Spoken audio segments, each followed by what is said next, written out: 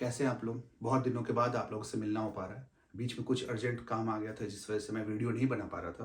पर अब हमारे सीबीएसई के एग्ज़ाम जो है स्टार्ट हो चुके हैं, सीबीएसई बोर्ड एग्ज़ाम स्टार्ट हो चुका है और आपने मैथ्स का पेपर तो देख ही लिया। उम्मीद करते हैं बहुत ही अच्छा पेपर गया होगा। तो अब हमारा है साइंस का पेपर। अब देखो क्या है कि सीबीएसई बोर्ड जो है वो एक्टिविटी बेस्ड क्वेश्चन ज़्यादा पूछता है। ठीक है? तो आपको कोशिश ये करनी है कि एक्टिविटीज़ पर ज़्यादा फोकस करना है। ठीक है? क्योंकि आपने एक्टिविटी को फोकस कर लिया ना तो इसका मतलब आपने चैप्टर को अच्छे से पढ़ रखा है। अब देखो हमने यहाँ 2 चैप्टर लिए। स्टार्टिंग में केमिस्ट्री के 2 चैप्टर, चैप्टर 1 और चैप्टर 2। इसी का एक शॉर्ट क्विक रिवीजन करेंगे और समझेंगे क्वेश्चन कैसे पूछता है, कहाँ-कहाँ से आता है। देखो आपने मुझे उम्मीद है कि आपने पूरा रिवीजन कर रखा होगा और आपके नॉलेज लेवल को मैं जज नहीं कर रहा। बस मैं इतना समझाने की कोशिश कर रहा हूँ कि आपको अच्छे से पेपर देना है और पेपर को हैंडल कैसे करना है केमिस्ट्री में। तो देखिए आपका जो फर्स्ट चैप्टर है इसमें हमें सबसे पहले समझना है कि टाइप्स ऑफ केमिकल रिएक्शन क्या है और इससे क्वेश्चन कैसे आते हैं, एक्टिविटी बेस्ड क्वेश्चन कैसे आते हैं। तो पहला जो आपका रिएक्शन है वो है कॉम्बिनेशन रिएक्शन। कॉम्बिनेशन का मतलब होता है कि दो रिएक्टेंट को, दो या दो से अधिक रिएक्टेंट को आप मिक्स करो और एक प्रोडक्ट बन गया तो सिम कहते हैं कॉम्बिनेशन रिएक्शन। बेसिकली इसका रिप्रेजेंटेशन कैसे, A plus B gives A B. अब देखिए कॉम्बिनेशन रिएक्शन बेसिकली आपको तीन टाइप में कैटेगराइज होता है, मतलब इसके रिएक्टेंट जो है वो तीन टाइप में कैटेगराइज हो सकते हैं। पहला क्या है बेटा, तो पहले आप एलिमेंट और एलिमेंट एलिमेंट एलिमेंट को एज ए रिएक्टेंट लीजिए, आपको एक प्रोडक्ट मिलेगा। दूसरा क्या है, कंपाउंड कंपाउंड, दो कंपाउंड को आपस में मिक्स कीजिए, एक नया प्रोडक्ट मिलेगा। तीसरा क्या है, एलिमेंट और कंपाउंड, एक एलिमेंट और एक कंपाउंड लीजिए, मिक्स कीजिए, एक प्रोडक्ट मिलेगा। अब जैसे हमने एक एग्जांपल लिया, 2 mg plus O2 gives 2 MgO, basic. अब देखो ये आपकी एक्टिविटी से रिलेटेड क्वेश्चन है। मैग्नीशियम रिबन जो होता है बेटा, इसका कलर होता है बेसिकली ब्लैक, क्योंकि इसके ऊपर मैग्नीशियम ऑक्साइड की लेयर होती है और सैंड पेपर से इसे हम रब करते हैं। क्यों करते हैं कि मैग्नीशियम ऑक्साइड का लेयर हट जाए और इजीली वो ऑक्सीजन के प्रेजेंट में बर्न हो जाए।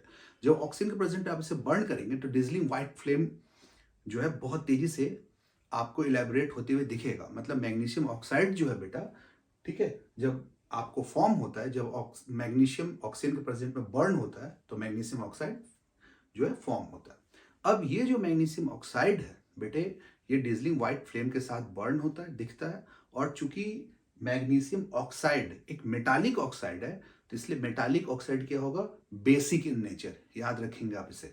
ओके, अगला है कैल्शियम ऑक्साइड।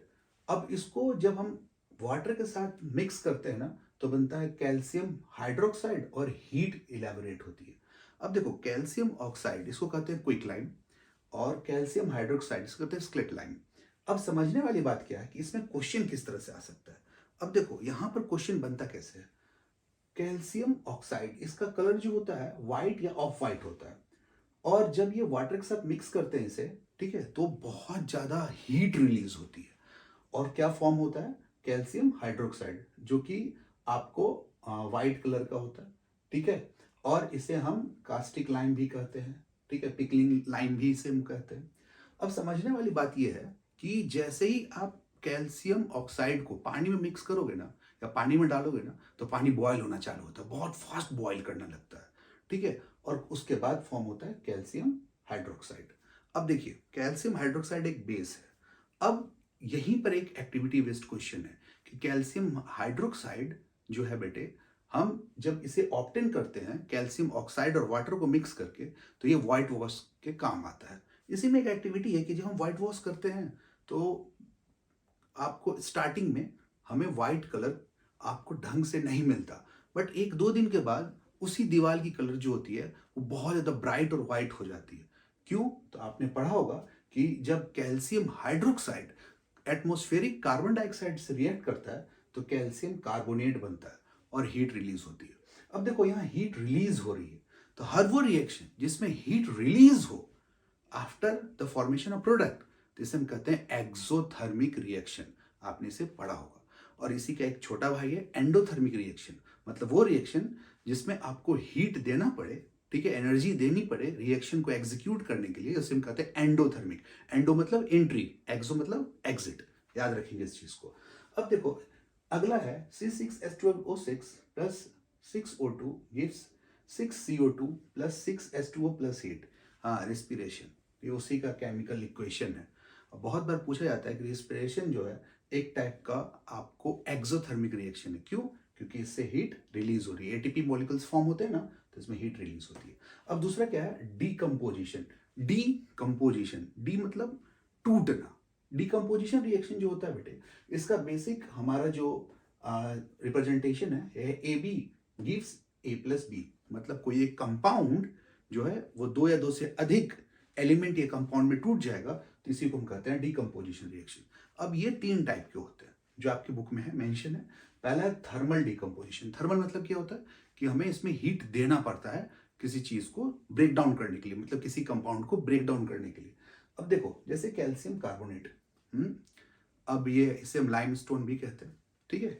अब जैसे हमने इसे हीट दिया तो कैल्शियम ऑक्साइड और कार्बन डाइऑक्साइड में टूट गया। उसी तरह से हमारा है, आपको अगला रिएक्शन है FeSO4 इंटू 7H2O, और जब हमने इसे हीट अप किया तो बना हमारा FeSO4 प्लस 7H2O। अब यहाँ पर समझने वाला बहुत ही इंपॉर्टेंट फैक्ट है। अब देखिए हमारा है, आपको लिखा हुआ है FeSO4 इंटू 7H2O। अब ये जो हमारा फेरस सल्फेट है इसमें है इंटू 7H2O, और यहाँ जो फेरस सल्फेट लिखा हुआ है इस पे लिखा हुआ प्लस 7H2O। तो जहां भी इंटू लगा हो ना तो वो होता है वाटर ऑफ क्रिस्टलाइजेशन। अब देखिए इंटू 7H2O या इंटू H2O इंटू 10H2O कुछ भी लिखा हो ना, तो आप तुरंत समझ जाओ कि इसमें वाटर पहले से ही प्रेजेंट है। और जब ऐसे लिखा हो plus H2O plus 10H2O plus 5H2O ऐसे लिखा हो, तो आप इसका मतलब उसमें वाटर मिक्स किया गया है। अब देखो जैसे ही हमने फेरस सल्फेट को गर्म किया तो उससे क्या हुआ कि वाटर अलग हो गया और हमें मिला FeSO4 प्लस 7H2O। और फिर हमने इसी FeSO4 को दोबारा से गर्म किया, इसी हमने आपको फेरस सल्फेट को गर्म किया, तो फेरस सल्फेट को गर्म करने पर हमें क्या मिला बेटे, फेरिक ऑक्साइड।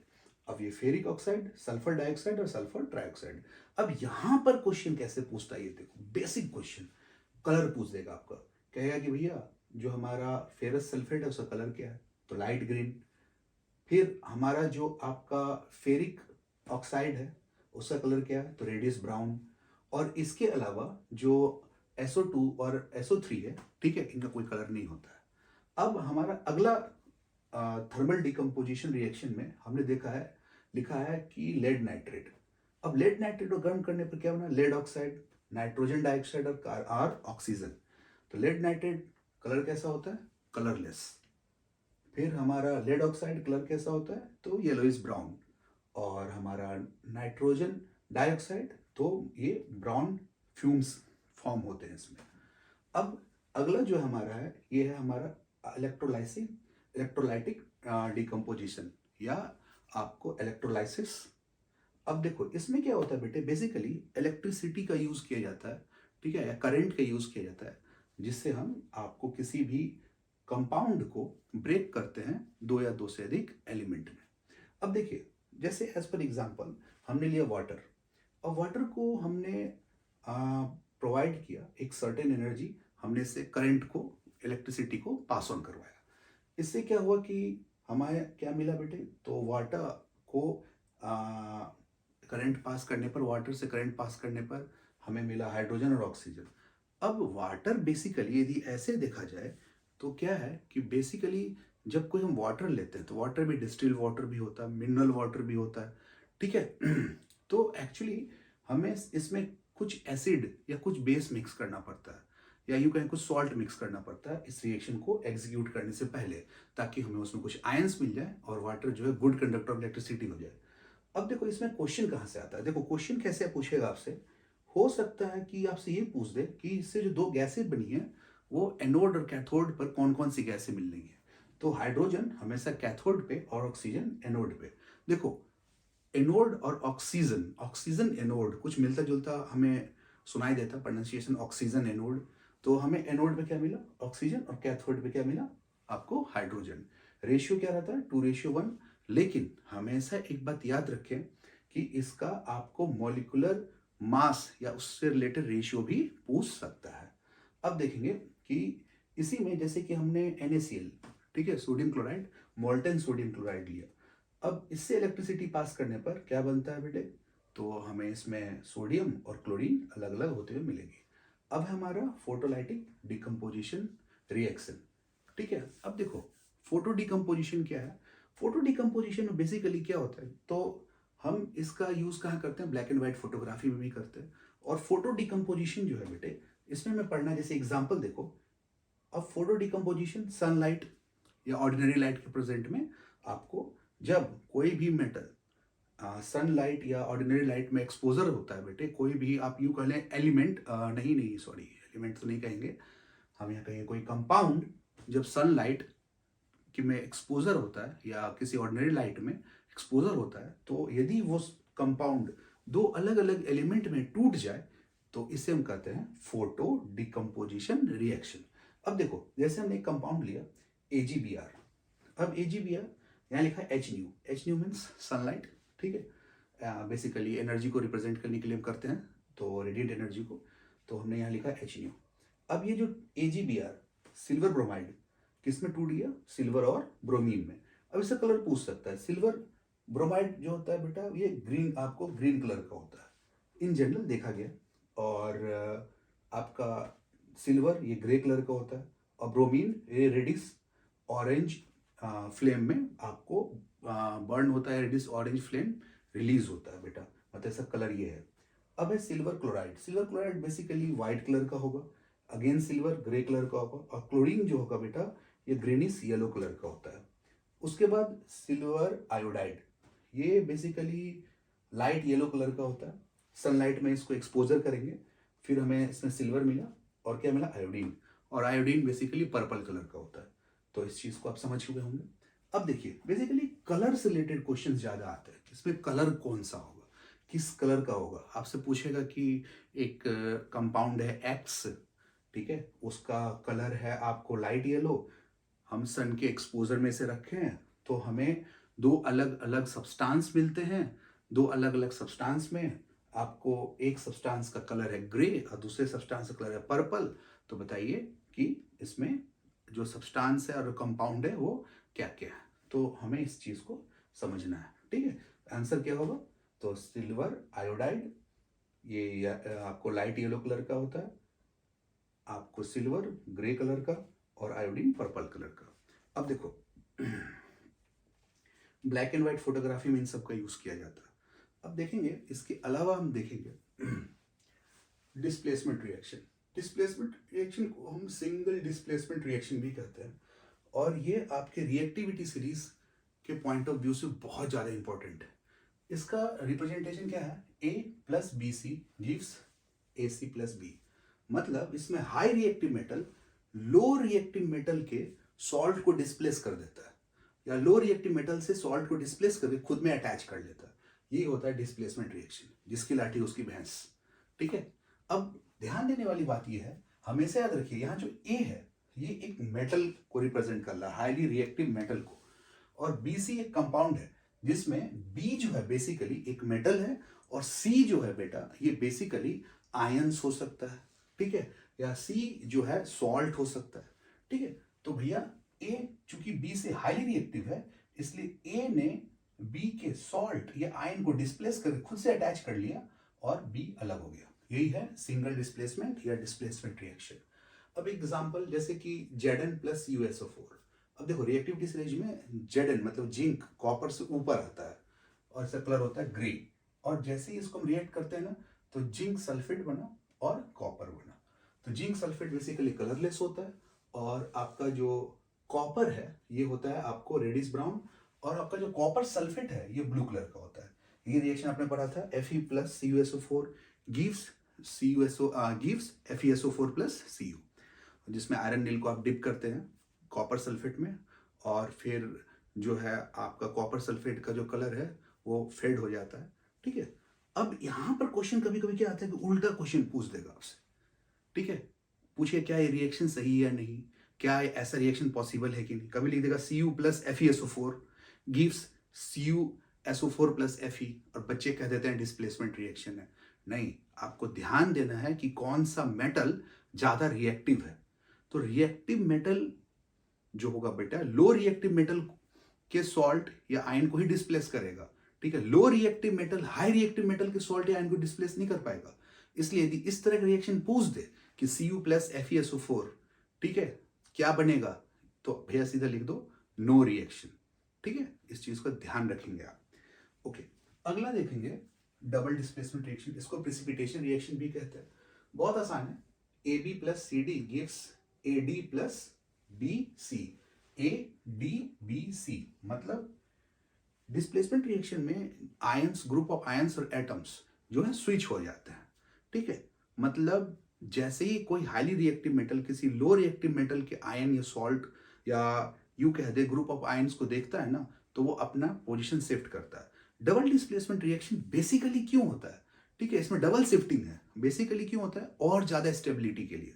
और डबल डिस्प्लेसमेंट रिएक्शन जो है प्रिसिपिटेशन रिएक्शन भी कहलाता है, या precipitation reaction double displacement reaction का बेस्ट एग्जांपल है। अब प्रिसिपिटेट क्या होता है? प्रिसिपिटेट बेसिकली इनसॉल्युबल सॉल्ट्स होते हैं, ठीक है, जो आपको टेस्ट ट्यूब में आफ्टर रिएक्शन नीचे बैठते हुए मिल जाएंगे। ठीक है, मतलब नीचे सेटल डाउन होते हुए मिल जाएंगे। अब एक एग्जांपल के तौर पे समझते हैं, जैसे हमारा है लेड नाइट्रेट और हमारा पोटेशियम आयोडाइड। तो क्या बना? लेड आयोडाइड और पोटेशियम नाइट्रेट। अब इसमें देखो कि जो हमारा लेड नाइट्रेट है ये कलरलेस होता है। ठीक है, आपको लेड आयोडाइड येलो पीपीटी, मतलब ये प्रिसिपिटेट बचा। ठीक है, इस चीज को ध्यान रखें, कलर भी पूछता है कभी कभी। ठीक उसी तरह से Na2SO4, ठीक है, sodium sulphate, barium chloride, barium sulphate और NaCl, सोडियम क्लोराइड बन गया। ये जो बेरियम सल्फेट है ना, ये व्हाइट प्रिसिपिटेट के फॉर्म में होता है। अब यहीं पर डबल डिस्प्लेसमेंट रिएक्शन से रिलेटेड है आपका, आपने पढ़ा होगा न्यूट्रलाइजेशन रिएक्शन, जैसे NaOH plus HCl gives NaCl plus H2O। ठीक है, तो ये भी एग्जाम्पल हो सकता है। अब इसके अलावा है बेटा हमारा ऑक्सीडेशन रिडक्शन। देखो ऑक्सीडेशन में addition of oxygen, removal of hydrogen और लॉस ऑफ इलेक्ट्रॉन। रिडक्शन में addition of hydrogen, removal of oxygen और गेन ऑफ इलेक्ट्रॉन। तो ये रिएक्शन तो आपने अच्छे से देख ही लिया होगा। ठीक है, ये तो बुक का ही है। अब देखो इसमें टॉपिक आता है ऑक्सीडाइजिंग एजेंट और रिड्यूसिंग एजेंट। देखो जनरली जितने भी आपके नॉन मेटल्स होते हैं ना, वो होते हैं ऑक्सीडाइजिंग एजेंट, और जितने भी मेटल्स होते हैं ना, वो इन जनरल होते हैं रिड्यूसिंग एजेंट। अब देखो याद करने का ट्रिक आपको समझाते हैं। हर वो चीज जो ऑक्सीडाइज हो जाएगा वो कहलाएगा रिड्यूसिंग एजेंट, और हर वो चीज जो रिड्यूस हो जाएगा वो कहलाएगा ऑक्सीडाइजिंग एजेंट। अच्छे से याद रखिएगा, थोड़ा सा स्विच कर लीजिएगा इसको। अब देखो इसमें क्या है, ऑक्सीडाइजिंग एजेंट ये क्या करता है? एडिशन ऑफ ऑक्सीजन और electronegative element, removal of hydrogen और इलेक्ट्रोपॉजिटिव एलिमेंट और गेन ऑफ इलेक्ट्रॉन, इनका नेचर होता है। जैसे कॉपर ऑक्साइड, ठीक है, पोटेशियम डाइक्रोमेट, Fe3+, CO2+ और नॉन मेटल्स ये ऑक्सीडाइजिंग एजेंट होते हैं। रिड्यूसिंग एजेंट इनके क्या प्रॉपर्टी होती है? तो addition of hydrogen, hydrogen add करते हैं, रिमूवल ऑफ ऑक्सीजन, साथ ही साथ ये क्या करते हैं? लॉस ऑफ इलेक्ट्रॉन, इलेक्ट्रॉन को लूज कर देते हैं। मेटल्स और हाइड्रोजन इन जनरल जो होते हैं बेटे, ये क्या होते हैं? आपको रिड्यूसिंग एजेंट होते हैं। याद रखिए ऑक्सीडाइजिंग एजेंट में जैसे हाइलोजन, हाइलोजन बहुत अच्छे ऑक्सीडाइजिंग एजेंट होते हैं। ओके, इसके बाद रेंसिडिटी और कोरिजन, ये तो आपने अच्छे से पढ़ ही रखा होगा। ठीक है, तो आपका चैप्टर नंबर 1 एक तरह से ओवरव्यू आपका कंप्लीट हो गया। चैप्टर नंबर 2 पे आते हैं, एसिड, बेसेस एंड सॉल्ट्स। बहुत आसान है। सबसे पहले हम एसिड की प्रॉपर्टी समझते हैं। देखो एसिड स्ट्रॉन्ग भी हो सकता है, वीक भी हो सकता है, कंसंट्रेटेड भी हो सकता है, डाइल्यूट भी हो सकता है। ये आपको अच्छे से पता है कि डाइल्यूट किसे कहते हैं, कंसंट्रेटेड किसे कहते हैं। ठीक है, मैं उतना डेप्थ में नहीं जाऊंगा। देखो स्ट्रॉन्ग और वीक एसिड, जनरली जितने भी फैक्ट्री एसिड होते हैं, ठीक है ना, वो सब के सब स्ट्रॉन्ग एसिड होते हैं। और जितने भी ऑर्गेनिक एसिड होते हैं ना, या आप कह लो कार्बोक्सिलिक एसिड, वो इन जनरल वीक एसिड होते हैं। स्ट्रॉन्ग एसिड का जो पीएच होगा ना, वो 0, 1, 2, 3 इनके बीच लाई करेगा, और वीक एसिड का जो पीएच होगा ना, वो 5, 6 इनके बीच लाई करेगा। अब देखो जितने भी एसिड होते हैं सॉल्वेंट टेस्ट होते हैं। एसिड की प्रॉपर्टीज में एक बात याद रखो, नाम में हर वो चीज जिसके पीछे इक, अस और ओइक लगा हो ना, वो एसिड होता है। जैसे किसी के नाम के पीछे इक लगा हो, अस लगा हो, ओइक लगा हो, ठीक है, जैसे हमने कहा सल्फ्यूरिक एसिड, सल्फ्यूरस एसिड, ठीक है, जैसे हमने कहा मिथनोइक एसिड, तो इक अस ओइक मिल गया आपको, तो इक अस ओइक लगाओ, तुरंत समझो नाम से ही कि वो एसिड है। इनके पास H+ आयन होता है, ये एक्वा सोल्यूशन में H+ आयन रिलीज करते हैं। ठीक है, इनका पीएच इन जनरल 7 से कम होता है, ये गुड कंडक्टर ऑफ इलेक्ट्रिसिटी होते हैं। ठीक है, यूनिवर्सल इंडिकेटर को ये रेड कलर में कन्वर्ट कर देते हैं। ठीक है, और कुछ जैसे हमारे सिंथेटिक इंडिकेटर जैसे मिथाइल ऑरेंज, इसको ये पिंकिश रेड में कन्वर्ट कर देते हैं बेटे, और फिनोक्सिलिन इंडिकेटर के प्रेजेंट में कोई कलर नहीं दिखाते। इन जनरल एसिड जो होते हैं मेटल के साथ रिएक्ट करके सॉल्ट और हाइड्रोजन गैस बनाते हैं, और मेटालिक ऑक्साइड जब एसिड से रिएक्ट करता है तो सॉल्ट और वाटर बनता है। उसी तरीके से हमारे कुछ बेस की प्रॉपर्टीज देख लेते हैं जल्दी से। अब देखो बेस जो होता है वो भी स्ट्रॉन्ग और वीक हो सकता है। ठीक है, बेस की पहचान क्या है कि इसके नाम के पीछे लगा होगा हाइड्रोक्साइड। ठीक है, OH। ठीक है, हाइड्रोक्साइड याद रखिएगा। और हमेशा बेस जो है इन जनरल मेटल और हाइड्रोक्साइड से मिक्स होकर बनता है। आपने देखा होगा कि अल्कोहल अल्कोहल में भी OH होता है लेकिन वो बेस नहीं होता है। ठीक है, तो बेस हमेशा इन जनरल मेटल के साथ अटैच होकर बनते हैं, जैसे calcium hydroxide, aluminium hydroxide, potassium hydroxide. ठीक है, ये सब बेस होते हैं। सोडियम हाइड्रोक्साइड बहुत स्ट्रॉन्ग बेस है। अब आओ, कोई बेस बेस जो होगा ना वो सोडियम टच होगा, बीटा इंटेस्ट होगा। इनके पास क्या होता है, OH माइनस आयन होते हैं बेटा। इनका pH जो होता है 7 से बड़ा होता है। ठीक है, गुड कंडक्टर ऑफ इलेक्ट्रिसिटी होता है ये भी। यूनिवर्सल इंडिकेटर को ब्लू कलर में कन्वर्ट करता है। ये रेड लिटमस को ब्लू में कन्वर्ट कर देता है। अब देखो मैं यहाँ पे मैं आपको शॉर्ट ट्रिक सिखाता हूँ एक। देखो एसिड, जब भी आप बोलते हैं एसिड, इसकी स्पेलिंग किससे होती है, ए से। अब एक ये ठीक बात क्या आता है, बी क्या हो गया, ब्लू लिटमस। ब्लू लिटमस को किस में कन्वर्ट कर दिया हमने, रेड में। तो एसिड की प्रॉपर्टी ब्लू लिटमस को रेड में, बहुत लोग कंफ्यूज हो जाते हैं। देखो एसिड की स्पेलिंग ए से, एक ठीक बात क्या है, B for blue litmus. Litmus को कन्वर्ट कर दिया रेड में तो हो गया एसिड। और उल्टा याद कर दो, रेड को ब्लू में तो हो गया बेस। अब देखो बेटा, बेस जब मेटल से रिएक्ट करते हैं सॉल्ट और हाइड्रोजन गैस बनता है। बेस और किसी नॉन मेटालिक ऑक्साइड को रिएक्ट करवाते हैं तो सॉल्ट और वाटर बनता है। इन जनरल कुछ सिंथेटिक इंडिकेटर के साथ बेस मिक्स की, जैसे मिथाइल ऑरेंज के साथ, तो ये येलो कलर फॉर्म करेगा, और फिनोक्सिलिन इंडिकेटर के साथ पिंक कलर को फॉर्म करेगा। ठीक है, कुछ ऑलिफैक्टरी इंडिकेटर्स भी होते हैं। ठीक है, तो जैसे ऑनियन, क्लोव, ये सब पढ़ लेंगे। ठीक है, अब जैसे कि मैंने आपको बताया था वाटर ऑफ क्रिस्टलाइजेशन, इस चैप्टर में बहुत आपको मिलेगा। वाटर ऑफ क्रिस्टलाइजेशन मतलब जैसे लिखा हो X इंटू H2O, मतलब उसमें पानी पहले से ही प्रेजेंट है, और लिखा हो X प्लस H2O, इसका मतलब कि भैया उसमें पानी मिक्स किया गया है। अब आओ, अब सॉल्ट से। ठीक है, सॉल्ट एसिडिक भी हो सकते हैं, बेसिक भी हो सकते हैं, वीक भी हो सकते हैं, है ना। अब जैसे हमने किसी एसिड को बेस से मिक्स किया तो सॉल्ट और वाटर बना। अब इन जनरल हमें कुछ सॉल्ट्स के बारे में पढ़ना है। जैसे हमें पढ़ना है एक कास्टिक सोडा, NaOH। ठीक है भैया, ब्राइन सोल्यूशन पढ़ लेना, बहुत ही इंपॉर्टेंट है। ठीक है, bleaching powder, calcium oxychlorate, CaOCl2, baking soda, NaOH, sodium hydrogen carbonate या sodium bicarbonate, washing soda, Na2CO3 × 10H2O, और POP हमारा plaster of Paris, calcium sulphate hemihydrate. तो भैया इन सब का आप फॉर्मेशन पढ़ लेंगे कि फॉर्म कैसे होते हैं, बनते कैसे हैं। अब देखो बेटे, मैं इस सब का एक यूज बताता हूँ। जितने भी सॉल्ट होते हैं ना, उनके 4 कॉमन यूज होते हैं। मान लो तुमसे पूछ दिया कि ब्लीचिंग पाउडर का क्या यूज है, POP का क्या यूज है, तुमसे पूछ दिया कि भैया आपको क्या कहते हैं, बेकिंग सोडा का क्या यूज है। ठीक है, अब तुम्हें समझ में ही नहीं आ रहा क्या यूज है, भूल गए। ठीक है, तो 4 बेसिक यूज बताता हूँ या 4 कॉमन यूज बताता हूँ जो भी सॉल्ट्स होते हैं। देखो सॉल्ट की पहचान क्या होती है ये भी समझ लो। किसी भी चीज केमिकल नेम, किसी भी चीज का केमिकल नेम आप उठाओ और उसके लास्ट में एट और आइड लगाओ, क्या लगा हो, ATE और IDE, तो समझ जाओ वो सॉल्ट है। मतलब क्या, जैसे आपने कहा सोडियम क्लोराइड IDE सॉल्ट है, पोटेशियम पर मैग्नेट ATE सॉल्ट है। ठीक है, अब कुछ भी नाम ले लो जिसमें एट और आइड आ जाए। ठीक है, कैल्शियम कार्बोनेट, एट आ रहा है, सॉल्ट है। ठीक है, पोटेशियम आयोडाइड, आयोडाइड, आइड आ गया, सॉल्ट है। तो बहुत आसान तरीका है सॉल्ट को पहचानने का, नाम से ही पहचान लोगे। और इन जनरल सॉल्ट जो होते हैं न्यूट्रल होते हैं इन जनरल, उनका pH जो होता है 7 होता है, नियर बाई 7 या 7 ही होता है। ठीक है, अब इसमें क्या है कि जितने भी सॉल्ट है उनका यूज क्या होता है, चलो मैं समझाता हूं आपको। अब देखो, तो मैंने आपको बताया 4 कॉमन यूज। कोई भी सॉल्ट पूछे ना, सबसे पहला कॉमन यूज लिखना इंडस्ट्रियल पर्पस। किसी भी सॉल्ट का इंडस्ट्रियल पर्पस में यूज होता है, क्योंकि कोई भी सॉल्ट इंडस्ट्री में ही बनाया जाता है, किसी भी फैक्ट्री में ही बनाया जाएगा, तो इंडस्ट्रियल यूज, फैक्ट्री यूज। दूसरा क्या होगा, साइंटिफिक रिसर्च।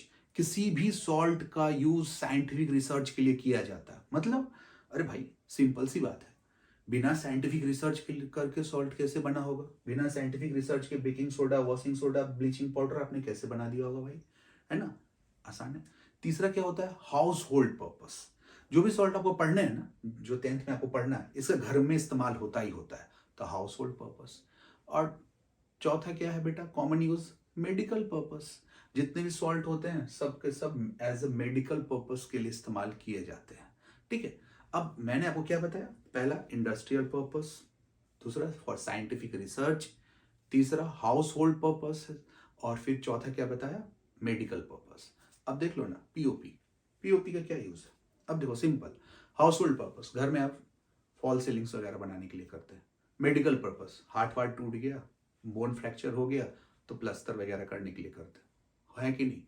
अब फिर ये देख लो, जैसे ब्लीचिंग पाउडर, ब्लीचिंग पाउडर के घर में बहुत ज़्यादा इस्तेमाल होता है। ठीक है, आपको टेक्सटाइल और क्लोथ इंडस्ट्री में भी इसका बहुत ज़्यादा इस्तेमाल होता है, इंडस्ट्रियल यूज़ हो गया ये लो। ठीक है, उसके अलावा क्या है बेटा, ब्लीचिंग पाउडर का यूज़, ठीक है, हम लोग क्या करते हैं, नाली वाली साफ़ करने के लिए, वाटर जैसे कि गंदगी हो, पानी नाला है, उसको साफ़ करने के लिए, जर्म्स को मारने के लिए हम यूज़ वगैरह करते हैं, मेडिकल पर्पस।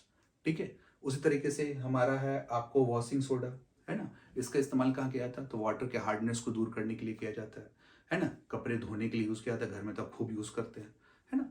तो बेटा ये सब चीज़ जो है इसका कॉमन यूज़ है। इसके अलावा भी इसके और भी यूजेस हैं, वो आप पढ़ लेंगे। ठीक है, तो बेटे जो बेसिक चीज़ था दोनों चैप्टर का मैंने आपको रिवाइज करवा दिया। अब चैप्टर नंबर 3 और 4 को भी रिवाइज कर लेंगे। ओके, और कोई भी डाउट हो तो आप बेहिचक बिंदास पूछ सकते हैं। थैंक यू बेटे।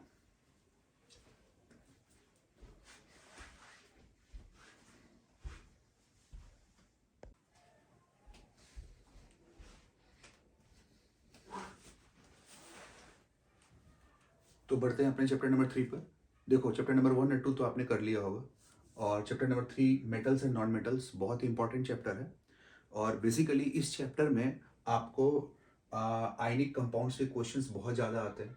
इसके अलावा एम्फोटेरिक ऑक्साइड हो गया, एक्सट्रूशन ऑफ मेटल हो गया, मेटलर्जी हो गया, फिर से high reactive, low reactive, middle reactive ores से आप किस तरह से मेटल को एक्सट्रैक्ट करेंगे, इसके बारे में क्वेश्चन ज़्यादा आते हैं। देखिए बेसिकली मेटल्स की कुछ प्रॉपर्टीज़ हैं और नॉन मेटल की कुछ प्रॉपर्टीज़ हैं, इसको हम बेसिकली एक बार ओवरव्यू कर लेते हैं, इसकी फिजिकल और केमिकल प्रॉपर्टीज़ को, बस फिर आपका एक चैप्टर ओवर हो जाएगा। अब देखो बेसिकली हमारे पीरियोडिक टेबल में 118 एलिमेंट्स हैं, जिसमें 92 मेटल्स हैं। कॉपर ऐसा पहला मेटल है जिसको यूज किया गया था बर्तन बनाने के लिए, वेपन बनाने के लिए, और भी बहुत सारे काम के लिए। ठीक है, एंशिएंट टाइम में। अब देखो मेटल की कुछ प्रॉपर्टी पढ़ लेते हैं, जैसे कि मेटल जो होते हैं ना, जैसे कोई प्योर मेटल है, ठीक है, यदि कोई मेटल अपने प्योर स्टेट में है तो उसका सरफेस जो होता है बहुत शाइनिंग होता है। ठीक है, और इसी को कहते हैं हम मेटालिक लस्टर। दूसरा क्या है कि मेटल जनरली हार्ड होते हैं, हार्ड मीन्स सॉलिड स्टेट में होते हैं जनरली। एक्सेप्शन में जैसे कि सोडियम, पोटेशियम और लिथियम, ये बहुत सॉफ्ट होते हैं, इनको आप नाइफ से कट कर सकते हैं।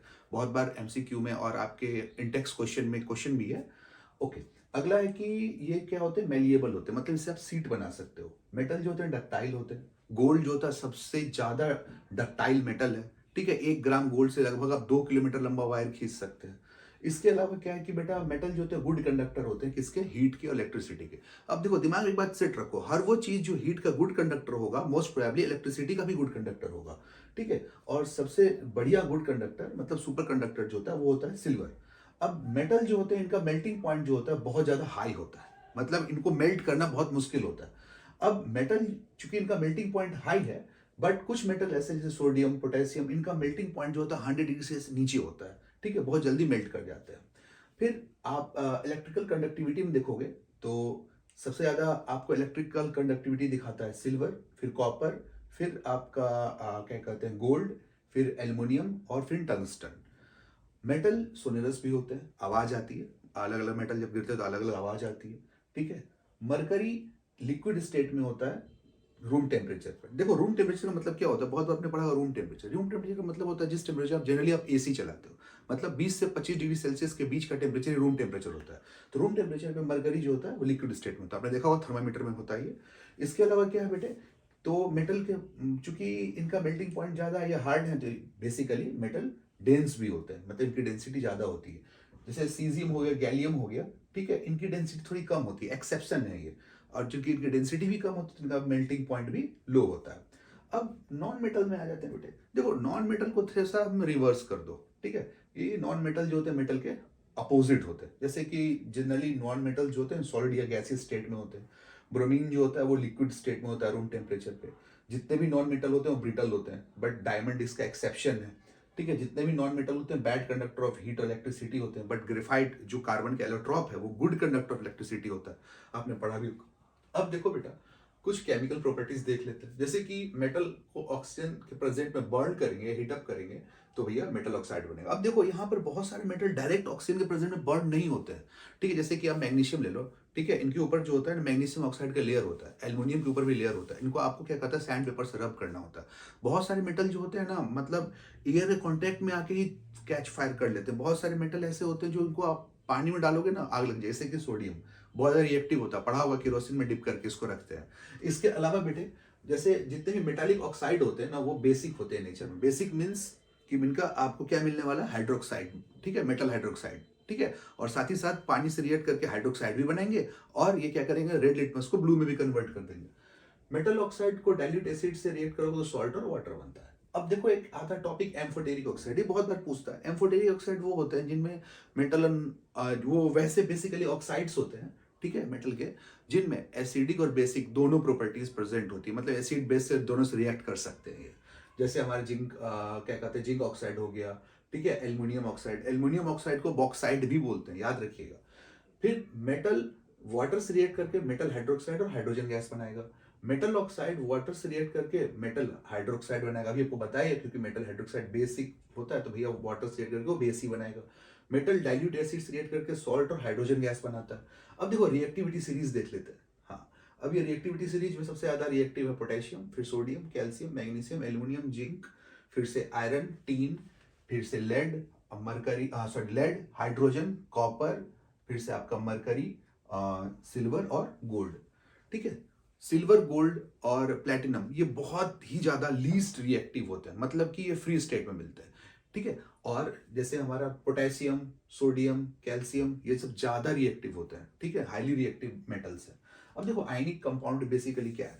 अब देखो आयनिक कंपाउंड जो होता है बेसिकली, ठीक है, ये आपको आयंस या इलेक्ट्रॉन्स के एक्सचेंज से बनता है। ठीक है, कोई मेटल नॉन मेटल को जब इलेक्ट्रॉन डोनेट करता है बेटे, तो ऐसे केस में आपको आयनिक कंपाउंड बनते हैं। बेसिकली आयनिक कंपाउंड जो होते हैं ये बहुत ही ज्यादा आपको, आप ये कह सकते हो कि जो आयनिक कंपाउंड है, ठीक है, ये गुड कंडक्टर ऑफ इलेक्ट्रिसिटी होते हैं। ठीक है, साथ ही साथ आयनिक कंपाउंड की और भी बहुत सारी प्रॉपर्टीज होती है। आयनिक कंपाउंड जो है, इसमें क्वेश्चन कैसा आएगा, तो आयनिक कंपाउंड से रिलेटेड क्वेश्चन आएगा, जैसे इनका मेल्टिंग पॉइंट, बॉइलिंग पॉइंट बहुत ज्यादा हाई होता है। इसके अलावा आपको डॉट स्ट्रक्चर बनाने के लिए देगा। ठीक है, जैसे कि सोडियम और क्लोरीन। तो इन जनरल आपको दिमाग में सेट रखना है कि जो मेटल होता है ना उसको हम डॉट से रिप्रेजेंट करते हैं, नॉन मेटल को हम क्या करते हैं बेटे, तो क्रॉस से रिप्रेजेंट करते हैं। अब इनके आउटर मोस्ट ऑर्बिट में जो इलेक्ट्रॉन्स होते हैं, ठीक है, उन्हीं को रिप्रेजेंट करते हैं। सोडियम का इलेक्ट्रॉनिक कॉन्फिगरेशन 281, तो हमने सबसे आउटर मोस्ट ऑर्बिट वाले इलेक्ट्रॉन को लिया। और क्लोरीन इसका इलेक्ट्रॉनिक कॉन्फिगरेशन 287, तो जो आउटर मोस्ट ऑर्बिट में इलेक्ट्रॉन है तो हमने 7 इलेक्ट्रॉन को क्रॉस से रिप्रेजेंट किया। अब सोडियम ने 1 इलेक्ट्रॉन डोनेट किया बेटा, और इससे क्या बना, Na+ और क्लोरीन को 1 इलेक्ट्रॉन मिला, तो क्लोरीन का अपना ऑक्टेट कंप्लीट हो गया। इस तरह से बना सोडियम क्लोराइड, और इनके बीच जो बॉन्ड बना वो बना आयनिक बॉन्ड। आयनिक बॉन्ड बहुत जल्दी ब्रेक नहीं होता है बेटा, याद रखिए। आयनिक कंपाउंड और कोवैलेंट कंपाउंड दोनों अलग अलग होते हैं। ठीक है, आयनिक कंपाउंड को इलेक्ट्रोवैलेंट कंपाउंड भी बोलते हैं। ठीक है, अब इसमें आपको पूछ सकता है इसकी क्या कहते हैं, सोलेबिलिटी, वाटर में सोल्यूबल होता है कि नहीं, और किसी ऑर्गेनिक सोल्यूशन में सोल्यूबल होता है कि नहीं, पेट्रोल या केरोसिन में सोल्यूबल होता है कि नहीं, ये पूछ सकता है। मेल्टिंग पॉइंट, बॉइलिंग पॉइंट के बारे में पूछ सकता है बेटा। फिजिकल प्रॉपर्टी पूछ सकता है आयनिक कंपाउंड की। अब देखो जिस तरह से आपको मैग्नीशियम क्लोराइड, मैग्नीशियम ऑक्साइड, ठीक है, तो इन सब का आपको डॉट स्ट्रक्चर पूछ सकता है। अब आते हैं एक्सक्रीशन ऑफ मेटल। ठीक है, बेसिकली क्या होता है ना कि मेटल इन जनरली जो हम मेटल एक्सट्रैक्ट करते हैं, ठीक है, मेटलर्जी के थ्रू, तो हम क्या क्या लेते हैं, एल्युमिनियम, ये आपको पढ़ना होगा बेटा, कॉपर, फिर उसके बाद आयरन। ठीक है, और इन्हीं सब मेटल को हम इन जनरल जो है एक्सट्रैक्ट करते हैं। अर्थ सरफेस पर सबसे ज्यादा एल्युमिनियम ही मिलता है, याद रखिएगा। 13% एल्युमिनियम है अर्थ सरफेस पर। अब इसमें क्या है, और क्या होता है बेटा, मेटल में जो इंप्योरिटीज होती है, यदि मेटल में इंप्योरिटीज है तो उसे हम कहते हैं ओर। इंप्योरिटीज को जनरली हम क्या बोलते हैं, गैंग या मैट्रिक्स। तो मेटल में डायरेक्ट आप जब से अर्थ से माइनिंग करके निकालोगे ना बेटा, तो डायरेक्ट प्योर फॉर्म में तो होगा नहीं वो। ठीक है, तो उसमें कुछ इंप्योरिटीज मिलेंगे जिसको हम कहते हैं गैंग या मैट्रिक्स। तो मेटल में गैंग और मैट्रिक्स मिक्स हो तो उसे हम कहते हैं ओर। और मेटलर्जी प्रोसेस से इसी मैट्रिक्स के गैंग को हटाकर प्योर मेटल ऑब्टेन किया जाता है। अब देखो बेटा, हमारे और तीन टाइप के होते हैं, हाई रिएक्टिव मेटल की ओर, मिडिल रिएक्टिव मेटल की ओर, लीस्ट रिएक्टिव मेटल की ओर। हाई रिएक्टिव मेटल की ओर को इलेक्ट्रोलाइसिस मेथड से अलग करते हैं। मिडिल रिएक्टिव में होता है जैसे कार्बोनेट और सल्फाइड ओर, तो इनको होता है कैंसिलेशन और रोस्टिंग। पढ़ाई हुआ कैंसिलेशन होता है मतलब कि लेस एयर के प्रेजेंट में जब हम किसी को बर्न करते हैं, मेटल या ओर को बर्न करते हैं, मिडिल रिएक्टिव ओर को बर्न करते हैं बेटे, तो उसको हम कहते हैं कैंसिलेशन। और रोस्टिंग क्या होता है बेटा, इसमें excess amount of air use किया जाता है। इसका भी एग्जांपल और रिएक्शन पढ़ लीजिएगा, जैसे कार्बोनेट ओर और सल्फाइड ओर का। और जो लो रिएक्टिव मेटल होते हैं बेटा, इनको डायरेक्ट हम रोस्टिंग करके ऑब्टेन कर लेते हैं।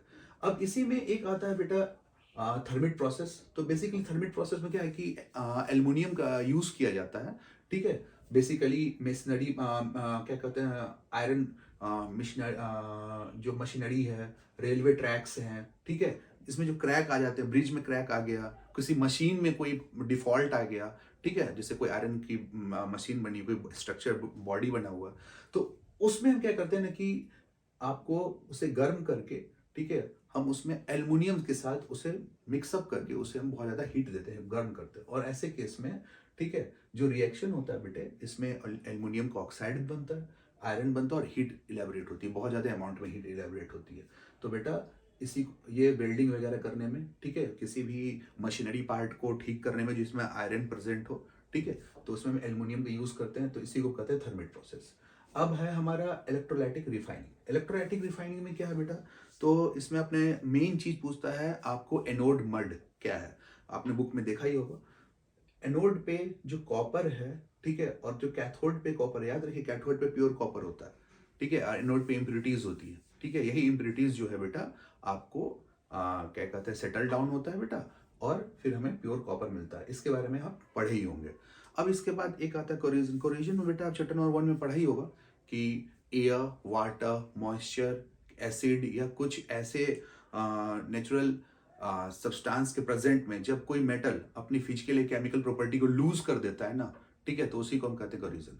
अब इसमें बेसिकली आयरन में रस्टिंग के बारे में आपने पढ़ा होगा। इसी में बेसिकली जो हमारा आयरन पिलर है कुतुब मीनार वाला, ठीक है, इसके बारे में आपने जानते ही होंगे। इस चैप्टर में एक टॉपिक और आता है एलॉय के बारे में, ठीक है। तो बेसिकली एलॉय को भी आपको पढ़ लेना है। और बेसिकली एलॉय का जो कंपोजिशन होता है ना, अलग अलग एलॉय का जो अलग अलग कंपोजिशन है, ये भी पढ़ लेंगे आप। तो इस चैप्टर में ऐसा कोई खास टॉपिक नहीं है, जो भी मेन टॉपिक था हमने डिस्कस कर लिया। इस चैप्टर से आपको हो सके तो असर्शन रीजन में क्वेश्चन ज्यादा आ जाए, ठीक है, एमसीक्यू के भी क्वेश्चन बन के आए। आपको केमिकल रिएक्टिविटी ये पढ़नी बहुत ज्यादा इंपॉर्टेंट है, ठीक है।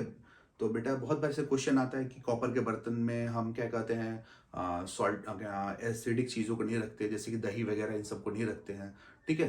कॉपर के बर्तन में अचार वगैरह क्यों नहीं रखते हैं, ठीक है। अचार वगैरह को बेसिकली हम आपको रखते हैं प्लास्टिक के कंटेनर में या शीशे के कंटेनर में, चीनी मिट्टी के कंटेनर में क्यों रखते हैं, ये सब बेसिक क्वेश्चन है, ठीक है, ये सब आपको पता ही होगा। तो बेटा इसके अलावा, ठीक है, जैसे कि आयरन का ओर पढ़ लीजिएगा, ठीक है, जैसे कि हेमेटाइट, मैग्नेटाइट आयरन के ओर है, बॉक्साइट एल्युमिनियम का ओर है, उस तरह से कॉपर के ओर पढ़ लेना, आपको मरकरी के ओर पढ़ लेना, ठीक है। तो ये सब क्वेश्चन पेपर में आ सकते हैं, बहुत इंपॉर्टेंट है। बाद बाकी जो मैंने आपको ओवरव्यू दिया है, ठीक है, इतना ही आप कर लो तो आपके लिए बहुत बेनिफिशियल है। और आपको एग्जाम में बिल्कुल भी डरने की जरूरत नहीं है। एग्जाम आप बिंदास लिखो।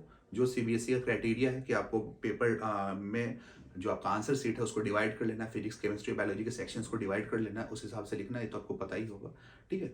अब हमारा चैप्टर नंबर 4 है, चैप्टर नंबर 4 को हम डिस्कस करते हैं अभी। Thank you.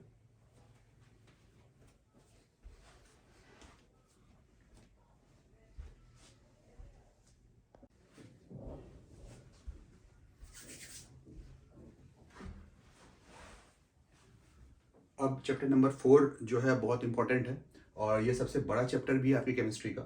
अब देखो इसमें पढ़ना क्या क्या है बेसिकली, तो बेसिकली हम कार्बन की प्रॉपर्टीज पढ़ लेते हैं। आपको अच्छे से पता है कार्बन की प्रॉपर्टीज क्या क्या है। तो बेसिकली कार्बन के जो कंपाउंड्स होते हैं in general poor conductor of electricity होते हैं, तो पुअर कंडक्टर ऑफ हीट भी हो जाएंगे। साथ ही साथ इनका मेल्टिंग और बॉइलिंग पॉइंट ये बहुत लो होता है। कार्बन का एटॉमिक नंबर होता है 6, एटॉमिक मास होता है 12, ठीक है। इसका इलेक्ट्रॉनिक कन्फिग्रेशन होता है 2 4, वैलेंसी होती है 4, मतलब टेट्रावैलेंट होता है ये। उसके बाद basically carbon covalent bond form करता है, ये सिंगल डबल ट्रिपल तीनों तरह के बॉन्ड को फॉर्म कर सकता है, ठीक है। ये आपको aromatic aliphatic ring chain, branch chain, straight chain, इन सबको फॉर्म कर सकता है। तो कार्बन की ये वर्सटाइल नेचर में आता है। इसके बाद एक आपको एलोट्रॉप पढ़ना है। एलोट्रॉप क्या है कि बेटा जिसमें फिजिकल और केमिकल प्रॉपर्टीज, किसी एक सब्सटेंस की फिजिकल या केमिकल प्रॉपर्टीज आपको दूसरे सब्सटेंस में देखने को मिले तो सिम कहते हैं एलोट्रॉप। अब देखो कार्बन के दो एलोट्रॉप होते हैं। पहला होता है क्रिस्टलाइन, जैसे डायमंड, ग्रेफाइट, बकमिनिस्टर फ्लोरेंस, ठीक है, या ग्राफीन, ये सब जो होते हैं इनका एक फिक्स स्ट्रक्चर होता है। वहीं पर नॉन क्रिस्टल क्या होता है, नॉन क्रिस्टलाइन एलोट्रॉप, जैसे चारकोल, कोल, कोक, कार्बन ब्लैक, ये सब नॉन क्रिस्टल होते हैं, मतलब इनका कोई फिक्स स्ट्रक्चर नहीं होता है। इसके अलावा बेटे इनमें कैटेनेशन प्रॉपर्टीज होती है कार्बन में, मतलब सेल्फ लिंकिंग प्रॉपर्टी। ये आपको अलग अलग सब्सटेंस के साथ बॉन्ड बना सकते हैं, इसको कहते हैं सेल्फ लिंकिंग प्रॉपर्टी। अब देखो, अब ड्रिल की कुछ आवाज़ आ रही है, बगल में ड्रिलिंग का काम चल रहा है, थोड़ा सा आवाज़ आएगा, इसके लिए मैं माफ़ी चाहता हूँ। अब इसमें क्या है कि इस चैप्टर में वो पढ़ना हाइड्रोकार्बन। हाइड्रोकार्बन दो तरह के हैं, सैचुरेटेड, अनसैचुरेटेड। सैचुरेटेड मतलब अल्केन सिंगल बॉन्ड वाले, अनसैचुरेटेड मतलब अल्कीन और अल्काइन डबल बॉन्ड वाले।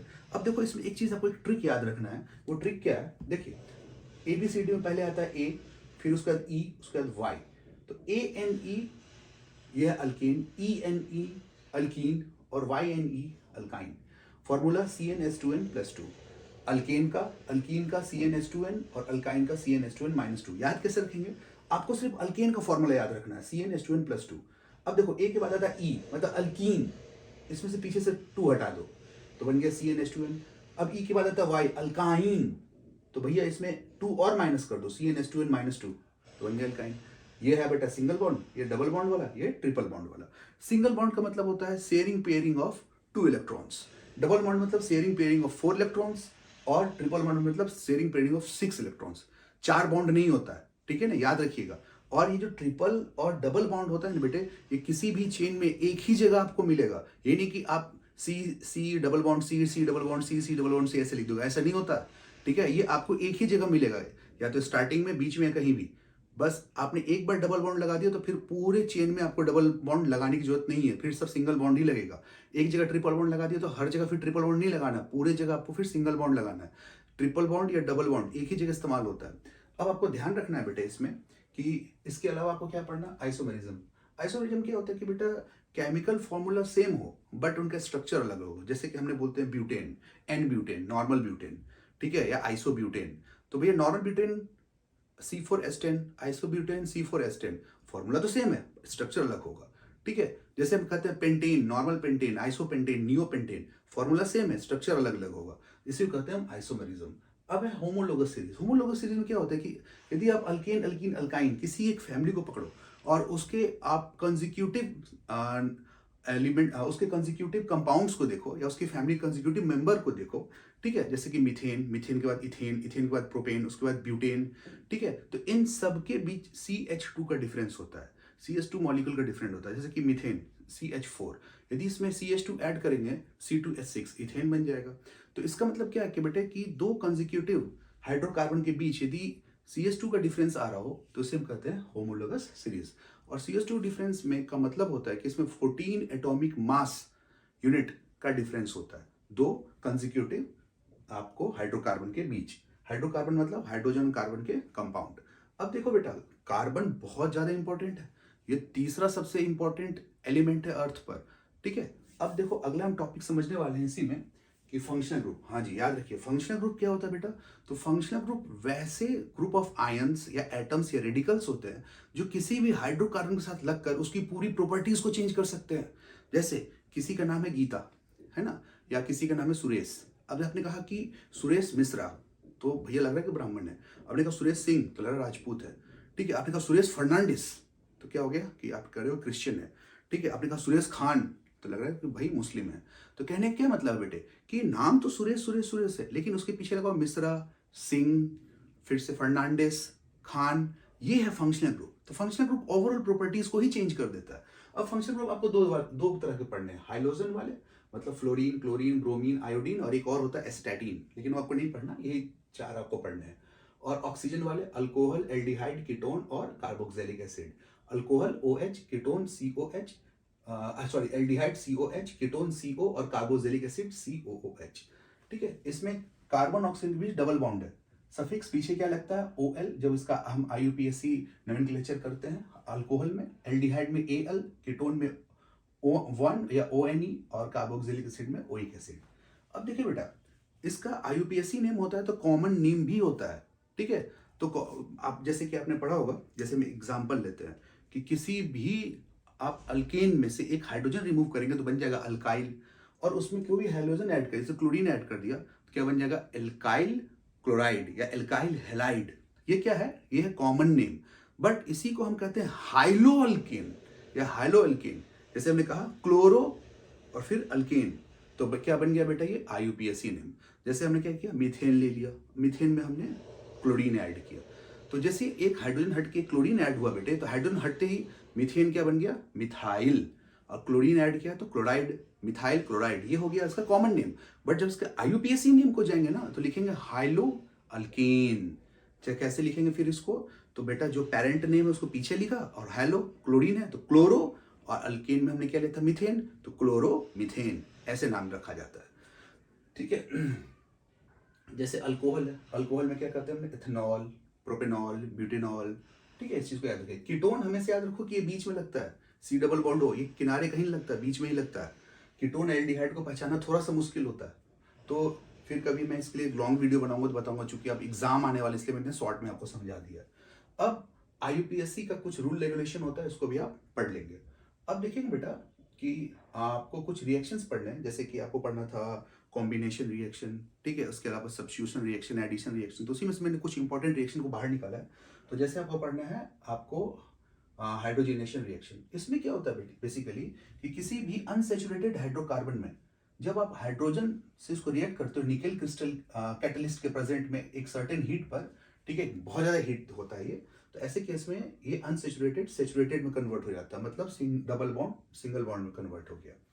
सब्स्टिट्यूशन रिएक्शन, अब देखो सब्स्टिट्यूशन रिएक्शन क्या होता है ना कि कोई भी एक एटम जो होता है वो रिप्लेस करता है हाइड्रोजन को और एक नया सब्सटेंस बनाता है। देखो जैसे कि मीथेन को क्लोरीन से रिएक्ट करवाया सनलाइट के प्रेजेंट में, ठीक है, तो हमारा यहाँ पर बना क्लोरो मीथेन, या यूं कह सकते हैं मिथाइल क्लोराइड और हाइड्रोक्लोरिक एसिड। बट ये रिएक्शन बहुत ही फास्ट होता है, बहुत स्पॉन्टेनियस रिएक्शन, रैपिड रिएक्शन है। अब इसमें देखो कि बेटा फिर CH3Cl2 से रिएक्ट करता है, तो बेटा एक हाइड्रोजन रिप्लेस हो गया, CH2Cl2, एक क्लोरीन ऐड हुआ, फिर HCl, फिर ये हमने CH2Cl2 को क्लोरीन से रिएक्ट करवाया तो CHCl3, और फिर CHCl3Cl2 से रिएक्ट करवाता है तो CCl4, कार्बन टेट्राक्लोराइड फॉर्म होता है। और ये रिएक्शन बहुत ही फास्ट होता है बेटा। अब कुछ प्रॉपर्टीज पढ़ने हैं आपको किसके, तो एथेनॉल के और एथेनोइक एसिड के। आप इसका रिएक्शन सोडियम के साथ इसकी केमिकल प्रॉपर्टीज पढ़ लेंगे। अब इसमें पढ़ना है कि फॉर्मेशन ऑफ एस्टर, हाँ एस्टरिफिकेशन रिएक्शन बहुत इंपॉर्टेंट है। हम क्या करते हैं कि जब किसी हमने क्या ले लिया बेटे, तो हमने लिया आपको एथेनोइक एसिड, और एथेनोइक एसिड को हमने एथेनॉल से रिएक्ट करवाया कंसंट्रेटेड H2SO4 के प्रेजेंट में, तो हमें मिला इथाइल एसीटेट और वाटर। ये जो एसीटेट है ना, तो बेसिकली मैंने बताया था किसी के पीछे एट और आइड लगाओ सॉल्ट होता है, तो एसीटेट मतलब ये एस्टर को रिप्रेजेंट करता है, एक स्वीट स्मेलिंग सब्सटेंस होता है। हम बेसिकली जिसको बोलचाल की भाषा में केवड़ा भी बोलते हैं, बहुत ही यूजफुल सब्सटेंस है, और ये आपको खाने वगैरह में, आपको खीर वगैरह मिठाई वगैरह बनाने में, स्वीट डिश बनाने में यूज किया जाता है।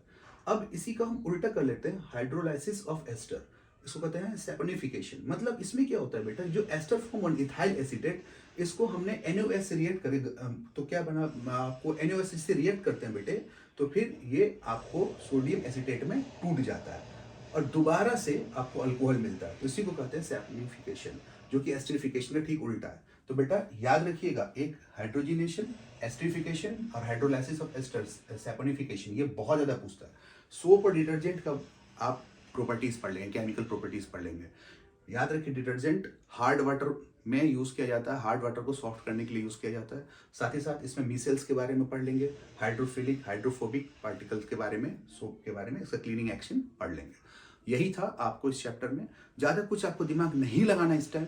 जो मैंने आपको शॉर्ट समरी समझाई है एक बार उसको देख लीजिए, ठीक है। बेसिकली नोमेनक्लेचर से क्वेश्चन आता है, नोमेनक्लेचर को थोड़ा सा आप रिवाइज कर लेंगे, फंक्शनल ग्रुप के नोमेनक्लेचर को पढ़ लेंगे और ये रिएक्शंस देख लेंगे, बहुत इंपॉर्टेंट है। Thank you, all the best.